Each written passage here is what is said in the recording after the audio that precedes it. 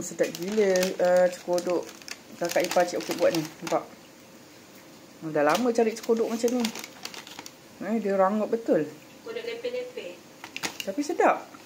Rupa cekodok dia pun macam menarik. Kalau kita buat tak jadi cekodok macam ni, jom kita tanya resepi. Resepi tak ada. Tepung, garam sikit. Lepas tu bancu je air biasa. Lepas tu letak sebiji telur. Lepas tu letak minyak panas. Satu sudu. Macam satu senduk lah, satu senduk. Satu sudu dah, senduk besar. Oh, satu sudu ni? Sudu tu. Oh, letak minyak panas satu sudu ni. Ikutlah adunan. Kalau banyak adunan, letaklah 2 sudu. Adunan ni satu dah cukup.